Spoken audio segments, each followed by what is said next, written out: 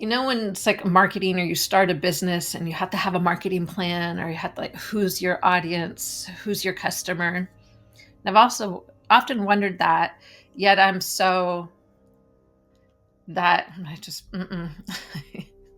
God, the universe is my marketer, will bring me my clients, my students, who is meant for me, who is meant to watch my videos and learn from them and resonate with them. Yet something came to me. I was like, I know who you are. You're ones that have known something's not right. Something is off. Your whole lives that you were too busy to pay too much attention to that you just did what you had to do to fit in, to get by, to survive. You ignored that. Or you would get together with someone like me where we're both like, what the F is wrong with everybody? Like, what is going on? You who knows your soul, yet doesn't quite know how to completely connect to it, can't answer the full calling of your soul yet, and also cannot turn off that calling. Because winter is coming, winter is here. September 1st, 2025. My name is Shannon. Welcome to my channel. Welcome to Talking About Winter is Coming. Are you prepared? I came across and been hearing that term. Of course, now it's starting to get catchy, and the new human. And the John Peterson just passed away recently, and he used to, well, until he just passed, but Greg Braden, like 2017, I was consuming a ton of Greg Braden. Got a lot out of it. And it was like last words from him. And I tuned in. I didn't finish watching it, but he was talking about like what he does as a futurist. Like, this was his last interview just recently. I think like last week. I think there was a live that I saw. I don't know for sure. With Greg Braden and two others. And he couldn't make it because of some health stuff. He was not well. And, well, he passed. So he was his last interview. He was talking about the new human, and he's a futurist. So he's looking at like future trends, like where we're going spiritually and where mankind, where humanity is headed, and what is the opposition. Like the AI, us being the intelligence, the new human is the one that carries the intelligence. Yet, of course, we're in this, you can call it, many call it what everybody else is calling it. It's a spiritual war between good and evil, a fight, a battle for our soul. The new human already won that battle. So you may be one that is still in that battle, not really knowing where to go, but there's something in your soul. Like, you were born for this. You were created for this. What makes up your energetic body, which is earth, fire, air, water, the elements, something within you just has integrity and sees what's going on, but doesn't know what to do. That winter is coming. That's this winter. And I don't know exactly how that will look for each one of you. But I know that it's going to be more uncomfortable for you to not answer your soul. To not, like, all right, it's time for me to stop looking around like, what the F, and start living and walking in all of who I am, because you are needed. And you need it for yourself, because the energies are increasing on the planet. The energies are increasing within you. And to navigate in that, it's a necessity. It is a need. So the winter is coming, and being prepared. And I have a moon next to me. in this image, and that I will share what came to me in a moment and just what I've been coming across. But really, it's kind of like the guru. It's another message. The guru is dead. The guru is the Joe Dispenza, the Eckhart Tolle, even, what's his name? Tony Robbins. Those that are up on a stage, all of them, that people are going to tell me about consciousness. Tell me something to put myself at ease for a moment, whether it be a retreat or a seminar. The insanity, and I see the patterns. I see the energy. I've talked to people that are into Joe Dispenza and they go to his event. It's an addiction. They've like, somebody tell me everything's going to be okay. Somebody tell me I have the ability, yet it's addiction. Tony Robbins, I went to an event. It was Business Mastery with my old boss and another, like when I worked at Morpheus. It still exists. And I worked at Morpheus and I was the director of operations and went with one of the nurses and the owner. She took us to this Tony Robbins event, and I was like, what the F? Who's still my friend, the RN that I was with, we were both like, what? Because it was obsessive. They were ruthless, fighting to get into the front row, fighting to get close to Tony Robbins. Our boss, we're like, what happened to her? It's like this possession takes over. And just watching, I was like, I don't want to be around this. It was one of those, what the F is wrong with everyone? $150,000 a year to be part of a team, a cult that would go to like have insider, be closer to Tony Robbins. Tony Robbins was a businessman. Good for him.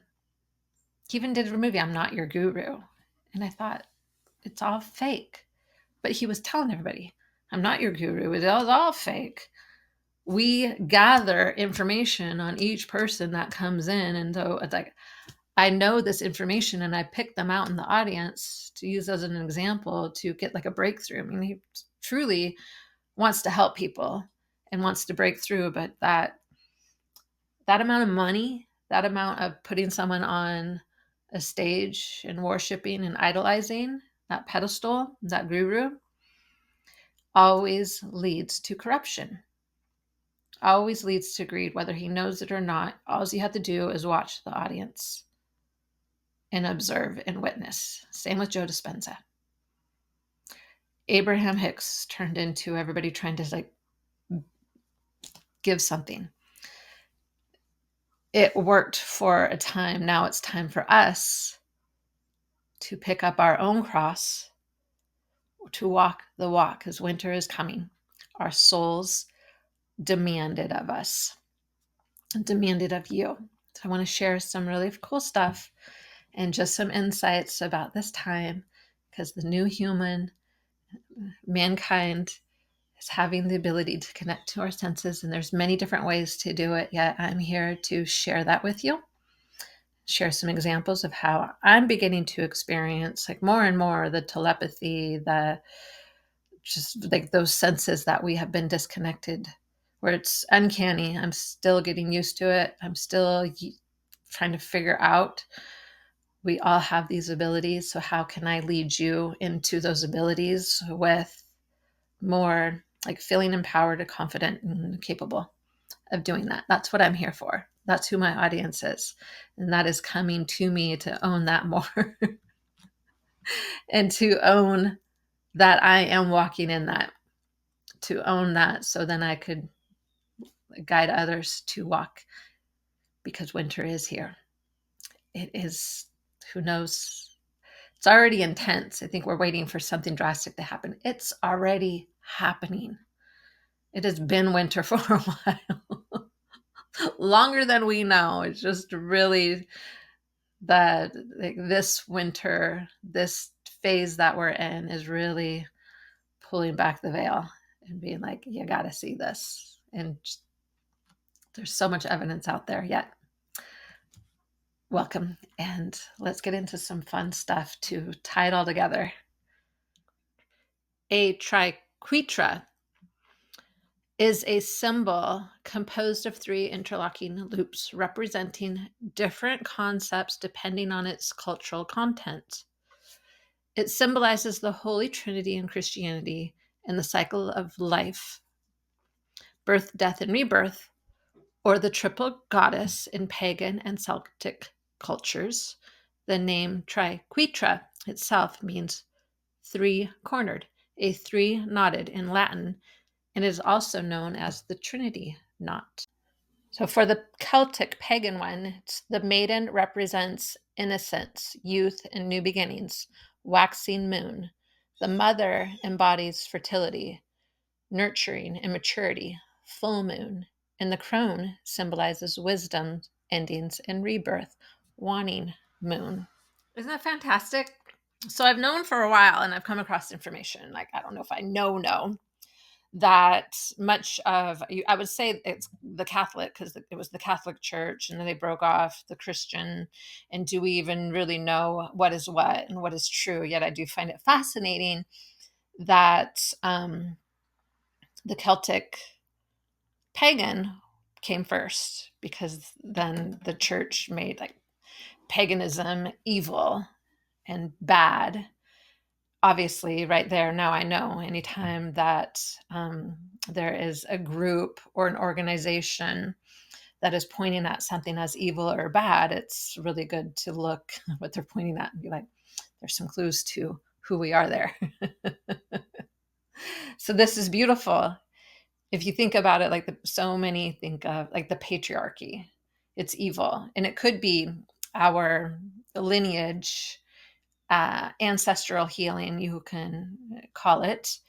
It's that because that time stole from the pagan, from the Celtic culture, and made it into something else, something that was outside of us, something that we had to follow and look to, or we were sinners, or we were going to go to hell. And it went from something that was really beautiful, that the moon, what it represents. And I feel this strongly because, again, it's like I watch the moon. I'm an astrology. I'm into astrology. I teach astrology. What is that? It is to study the celestial bodies. It is to study it. That is the true astrology. So I study the moon. So then I come across this and it makes complete sense to me, like why, how we got away, how the veil became so thick, how we've gone into fear and disconnected to ourselves, and reclaiming that. It's right there in the Celtic, in the knot. The waxing moon, innocence, youth, new beginnings. The mother embodies fertility, nurturing, and maturity. The full moon. And the crone symbolizes wisdom, endings, and rebirth, the waning moon. It is something within us. When the church usurped it and turned it into giving our power away so they could support the matriarch, the monarch, the kings and queens, like church and kings and queens, like they ran everything, and all the people had to pay taxes. Well, nothing's changed. It's just been rebranded and kept us away from knowing who we are. So going back to like the new human is bringing the light within, turning that on.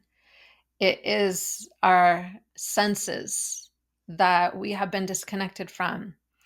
And when I think about like winter is coming, are we prepared? It is, one, fear is a huge thing. Can't tell you how often I hear people like, don't fear, or even the Bible. Somebody recently, I was talking to them about it, a dear friend that I've known since high school. Since the beginning of high school, we became friends, and she was a Christian. She kind of found God her own way. She hates religion. We talked about it. And she's like, the Bible says, do not fear. And well, yeah, 365 times. Yes. But there's something missing within that because we do have fears. There's a lot to be afraid of right now.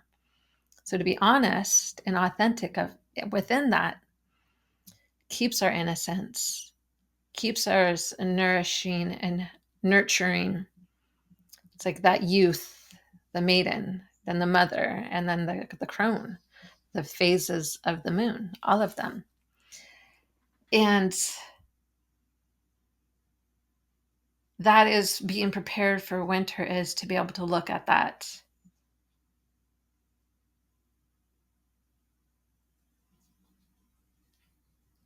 It's to be able to look at that and to embrace it. I do not hesitate to name my fears, to write, to journal, because I know that it will release me. And also I know that I have God to guide me through. Anybody can, all this. One thing I see is a theme that I see that is so common. You know, when somebody is that new human walking in all of who they are, walking the walk, they have God. They have God. They're not trying to do all the heavy lifting. They're not trying to, I've had to go through this myself. I've gone through that spiritual bypassing. I've gone down that path, not really into like the new age, but a lot of the practices. I was still kind of pulled in, you could say, to the messaging. It was still corrupting my mind. But I still was never like satisfied. It's like, wait a minute, do not fear. Yes, just like, don't fear. Just stay positive, stay in love. But to understand that there is fear is wise. That is the wisdom. That is the crone. That is releasing and letting God do the heavy lifting. I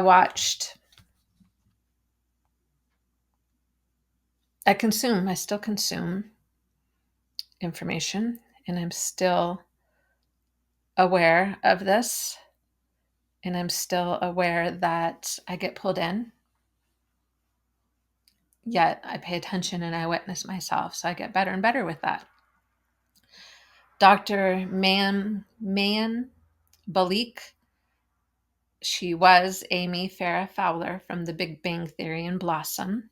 She's also trained as a neuroscientist. So she had somebody on her show and they were talking about remote viewing and connecting to our psychic abilities, like our other senses. And what I witnessed, this isn't judgment, maybe it is, and maybe I'm not aware of it, but I was observing and seeing that, I pay attention to, how people speak, their tone, the energy of the feel of the video. I can feel one of it as like our senses is we feel frequencies. Doesn't matter what people are saying, it's the frequency that they're in. And then the language will match it. Fear came up. And it's like some of the wounds, addressing it, it's like, and love, having love to be able to connect to these senses, remote viewing. One, God is missing. And I still see and hear from them talking about illnesses, talking about health issues, talking about worry, stress, anxiety. And I'm like, oh, God's still missing. They're doing it. They don't talk about God. They talk about spirituality, but not God. And I find that fascinating because winter's coming, being the new human, being all of us connecting to these senses that we've been disconnected to. Walking the walk requires us to know who we are, know who God is, have grace for our fears, to not avoid or hide or ignore them. and to hand it over. It's almost this spiritual, it's a bit of a spiritual manipulation where it is like, I don't need God, because so many of us have been deceived to have a disconnect from God. It is deep within our psyche, mind. And I don't even know if that's the right way to say it. It's been imprinted. It has been, the tentacles of deception have wrapped around our mind and invaded our thoughts and implanted messages throughout our life that, just like, there's something wrong with it, because like religion and church rejects spiritual people, rejects astrology. It's not God, though. It is deception. Those that have deceived us. There is a very distinct difference. So it's about the ability to look. And again, it's having grace for ourselves in those fears, because so much is coming out. Like, winter is coming. Like, we have been exposed, and we continue to get exposed to all the deception, to all the lies, that it's really difficult for people to, it's trauma. It is deep trauma. And I know people in my life still can't look at some of the deception. They know it, and they're like, they can't go there yet. That's this winter. It's the pulling back of the veil and actually seeing it and knowing that God will see us through when we hand it over to God. That those abilities will come through. We don't have to try all these things outside of us. All we have to do is heal the disconnected parts of ourselves, the way we've been disconnected from the triple goddess, from that pagan cultural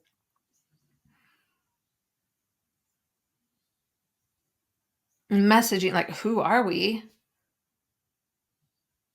The moon? Hello? Study. Astrology is to study the celestial heavens. I've been studying that. So when I see the waxing, the moon getting fuller, and the full moon and the waning, when it is coming into like a new moon, losing that shine, those cycles that happen every 29 and a half days, about average, that to see that in the pagan and the Celtic is like, yeah, absolutely, because we can witness that. Every time we can see the sun, I always watch it. Right now, I've watched it the last couple nights in Sagittarius, and I could look out to the south, and I know what zodiac sign it's in because of the placement in the heaven above, because I am studying the moon. So when I see that pagan, that Celtic, which I just came across, like, what? Now I have the eyes to see. It is the lifting of the veil. It's like, oh, I've been reading the Bible and I've been loving like the teachings, but there's also a lot that I'm like, oh, this is written by evil men. You can, that's why Genesis 3 makes no sense when you read it, because I'm like, well, some of this is manipulated information, and they've changed it and it doesn't flow. You can clearly see that, and you can only know by knowing yourself and trusting who you are and handing it over to God and being comfortable with the unknown, not being told. Doesn't matter how many billions of people say that is the word of God. It is simple, simple, simple. It cannot be. It was written by a man. That is in the Bible itself. Man will corrupt. So there's no way that that hasn't been corrupted. And then I came across the Celtic, the pagan. I'm like, well, duh, of course, because that was there before the Bible was written, before the Holy Trinity, before the church is telling everybody the Father, the Son, and the Holy Spirit. You have to read in between that. You have to know yourself, and you have to trust your soul, and you have to go into those dark places that are not scary. You have to understand where you're afraid. Be honest about that.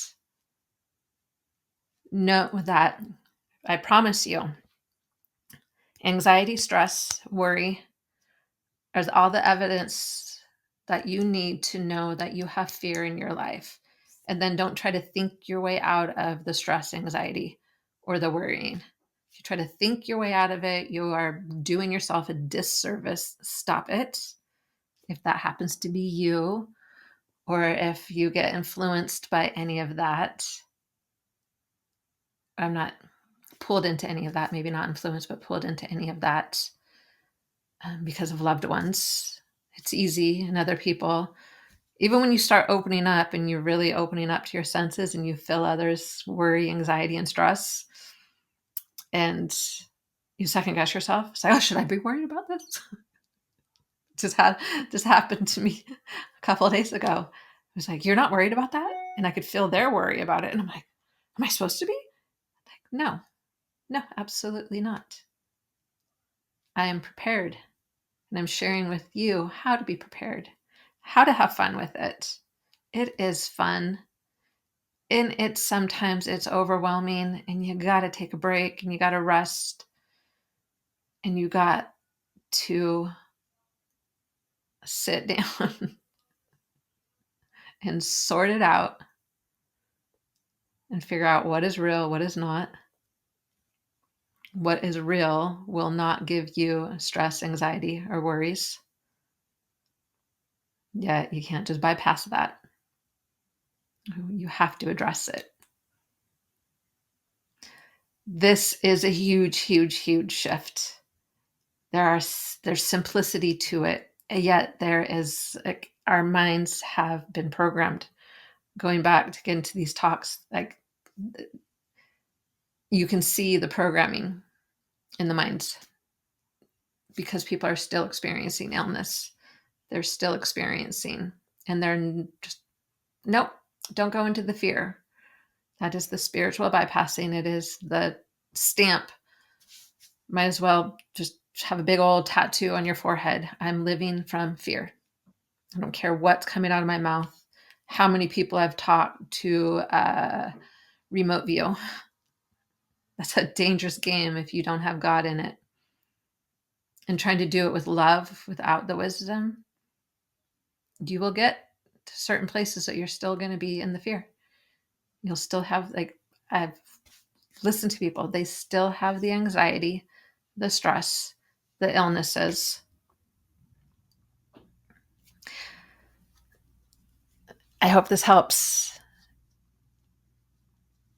I'm curious to see what Steve Judd, he's a funny astrologer. I like him because he's sassy. I don't watch a lot of astrology, but I watched Steve Judd.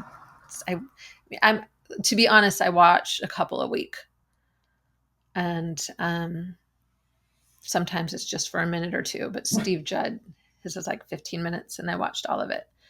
And he's like, this Saturn retrograde. It's like, I've been saying it for years, and I've been telling you how to prepare it. I don't know what else to tell you. It's like, I don't predict, I can't predict, but